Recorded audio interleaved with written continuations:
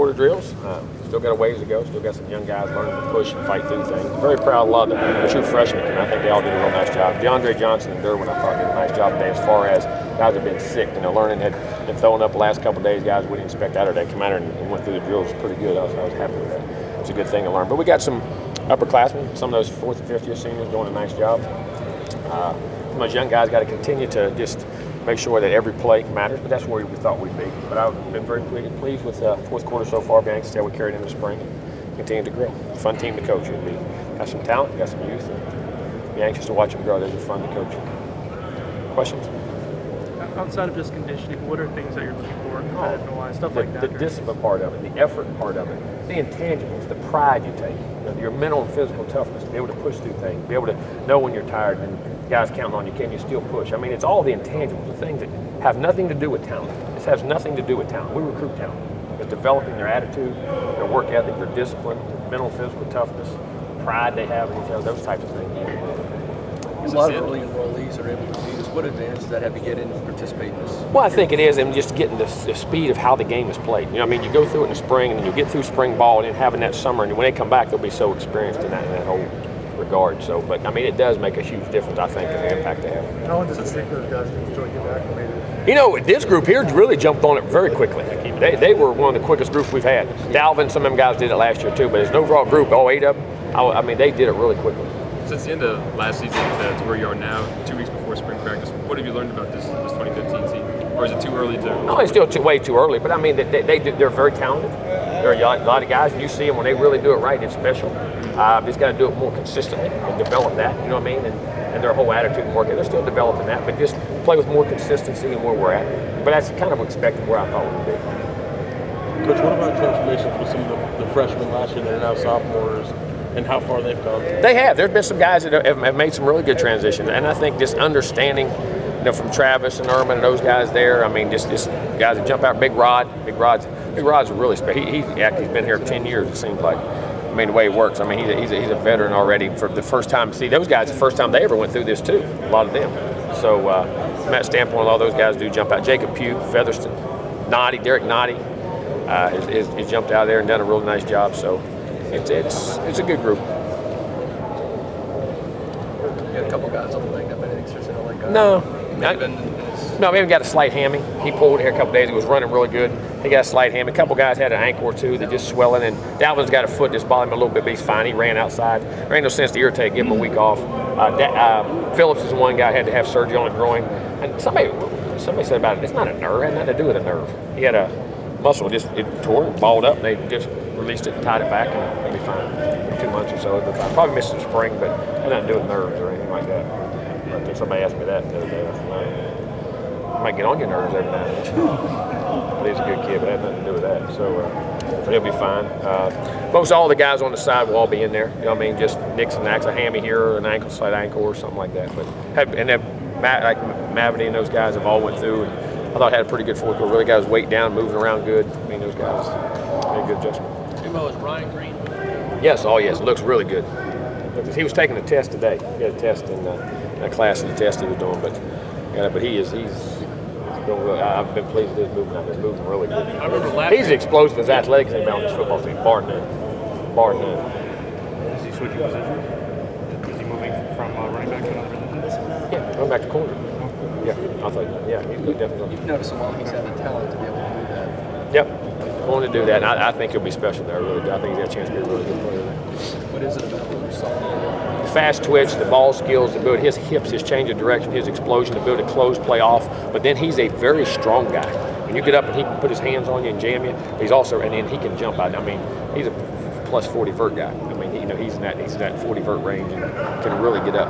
I mean, playing the ball and good ball skills, I think will be excellent. They're really good. Anybody else you're considering to maybe making moves? No, I don't think so. Nobody does that. Jimbo, when you make those decisions, when you go to the guys like Cam and even Xavier Rhodes, and they're proud guys, and Ryan Green probably thinks he's a really good running back. He is. So how does that conversation go? Is it convincing, or does he see the? Oh no, I mean, it depends. All of them are different. I mean, it's like a lot of guys can be. I mean, great at this, great at that. But I mean, you're really good at something, maybe great at something else. That don't mean you're bad here, but I think you have a chance to really get on the field quicker. I think you got a special guy, and I'm talking about, then you talk about longevity in the NFL, things like that. I mean, different things like that you approach them with. And you see, and I wouldn't move them if I didn't see that they had an NFL potential to be great at one position than the other. I would never do it. That's unfair to them. Plus, kids are smart, right? I mean, he saw Dalvin Cook play. Exactly right. Yeah, he saw Dalvin and got that. No, and he would have played at running back. There's no doubt. But we have some young guys at corner. We need to play there. But and he knows he has a skill set. He was a very good one in high school. Kane Dobbs still on the team? No, I think Kane, probably transfer. Coach, what about some of the freshmen that mentioned last year? Do they seem eager to take that next step? They are. I mean, they're learning. I mean, they're stepping up there, and like I say, the second half of this thing really jumping in it. And I think the second half of this, you like to see them a little bit because they're starting to condition themselves, get their bodies, to where they can function and use their abilities. You know what I'm saying? That's the big thing you got to do here. What we're trying to get out of, make sure you learn those things, but then you get in great condition so we can use the abilities you have. Jalen Ramsey, ACC indoor champion, the long jump, and just how explosive, how athletic. Oh, he's very. Damn, if he hadn't drug his finger last year, he won it last year. No, he's special. I mean, he is a very special athlete. He's a tremendous competitor. That's the thing about him. I mean, I think goes even above and beyond the athletic ability. He's a great competitor, and we're lucky to have him. Special player. Yeah, he did. He actually pulled up in the finals of the thing. He said he was in the league. I don't know. Said he had a hammy. That's what he was doing. He'd been fine. He didn't pull it, but just real tight. So we're letting the rest of him have a week off so we can back. You think that? I mean, he's been a track football guy all his life. You think that could help him stay with track or not? I mean, last year. I don't think it hurts him, but also you get. Well, it doesn't hurt you as long as you get your football in. Because listen, track is running fast one time. Football's running fast 70 times in a row, and being able to do it over and over and over. And there's a different mentality to that. And there's nothing, and that does help you when you run and learn to run and all the technique. But at the end of the day, you still got to get your toughness. Ain't got no pads on track. Ain't nobody hit you. You're still a toughness issue that you have to develop, and that's why a lot of those guys can do it like Ken. Jalen does a great job. I think Kermit can. I think Kermit's he's a heck of a player. He can really do it. So as long as they make sure they keep getting that work in too. Well, I think that some of the comments that Jameis talked about still having a bad taste in his mouth about the last game. Do you sense that from some of your guys going into? I think they do at times. I think some of these guys have washed it, but I mean they don't like that image of themselves. You know what I'm saying? And I think anytime you're a competitor, you always do that. You know what I mean? You want to get that. You want to flush it, move it on, and go prove that that wasn't us. And it was like I say, we just put the ball on the ground, then give up some plays, and all of a sudden the momentum of the game changed. And it was it's quick, but that happens. And but it definitely a lot of them don't like it. I know that. So you get a chance to do something about it. You talked about putting the ball on the ground. Dalvin after the game stood up and took accountability for everything. And that's the first.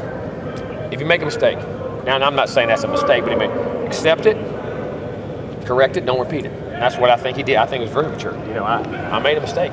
Now we're going to work on correcting it. Now we'll try not to do it again. And I think, he didn't do it on purpose, and we wouldn't have been in that game maybe without Dalvin. I mean, all the things he did, that's ball. I mean, there's going to be highs and lows in anybody's career. I don't care what you say. And, I watched something the other day on Dick Butkus, okay? Was the most regarded linebacker. If I had to turn film on for defensive player, that may be the one I love watching. But, was marred, was this, and at the end of the day, he had banged up knees. Him and House wouldn't even talk. You know what I'm saying? So he had highs and lows. Gil Sayers going down. I mean, Eric Dickerson getting traded and getting this. Marcus Allen going through getting benched for 5 years and was a great player and come back and still was a great player. I mean, I think that's the thing about athletics that I think you got to push for the highs, but they're going to be anytime there's competition, you're out there. Every day ain't going to be perfect, and then the guys that can manage that and keep going in. And now the fans they jump off a cliff. You know what I mean? But I know as coach, you don't accept it. But you understand that those things happen and how you manage them back. And I think it'll be critical. And I think Dalvin looks like great. He's had a great offseason. He's bulked up, got strong, and they've got great speed. Have you noticed any kind of difference in Sean now that he's kind of I do. I do. I see a very good leader. He'd been running. He just had a hand that was real tight. He'd been actually having a great fourth quarter drills. They said I just see the presence, the command, talking more guys. You know what I mean? You just it's my time, and he's trying to do that. Have you seen the same thing from JJ and John? Yeah, it does. I think I see it more from Sean right now because I think he's older and been accepted, but they have done a great job. They've been really good in the drills. I thought DeAndre Johnson looked good for that. What do you be looking for your quarterbacks to say, all right, he's our guy? Consistency. I mean, you got to find consistency. What do you do consistently? Then you can build off of that. Is it throw it? Is it not? Is it not turn? I mean, say, well, I don't want to turn. No, just be yourself. What do you do consistently? and be able to manage the game, get 11 guys in the huddle to believe in you, be able to process, move it down the field, make your throws, make your reads, but be able to let the 11 guys around you function and do their job, the first job. And if you have chances to make plays and become that guy, you do. And I think that you do that when you get confidence, the guys around you are confident, you grow into it. Is Sean a little further ahead than maybe in that aspect because he's I think played it that helps live him. action and stuff like that? He's been in live action, been in a big game, and knows the offense better than the system. You think is the plan to have a number one quarterback at the end of spring? I don't have a plan. I have a plan when I see it. You know what I mean? Let them play, and when you see it, you see it. If you don't, we'll work and continue to move. Where the combine, I'm sure you saw Jameis throw a little bit. He threw real well, and some of the quote-unquote experts acted like they were surprised how well he threw and how intelligent he was. Obviously, you were not really been surprised. It shows they don't know what they're looking at on film. Just go watch the guy, talk to the guy. I mean, again, like I say, it's the first time the guy's ever played football for a full year. I mean, think about all the fundamental things, how much better he's going to be and consistent he's going to be because he can work on things in an off-season now. Hand placement, foot placement, and arm, and just the consistent release point. I mean, just all the things he's going. It does not shock me, guys. Nothing that guy does shocks me on the field. His intelligence level to be able to process information, learn, make guys better. But throwing a football, he's one of the few that's really, really blessed. Is that the message? I don't know them. I don't know their team. But to coach that guy, sign me up. Is that the message you're telling NFL teams when they talk to you, or are there some other things you're telling them? No, I mean, I tell them whatever they ask. I'm just saying, here's what I tell them. Don't want to play against them. I measure guys that way a lot. Don't want to play against them. You said that, you kept saying that about KB too last year. Exactly right. I mean, I don't want to play against him. KB can change the game. I mean, he can dominate that game. There's things he can do that you have no control over. Same thing with James. The way he plays the game, whether it's mentally, physically. That's like he came out and did fourth quarter drills with us. When he come back in town last week, he came out and did it. And I know he may have ran 4.9, but you talk about quick, athletic, and moving through drills, ridiculous. And he come out with work ethic. But that guy, you talk about a competitor, and he's going to figure out a way to beat you. I mean, along with all the God-given talents.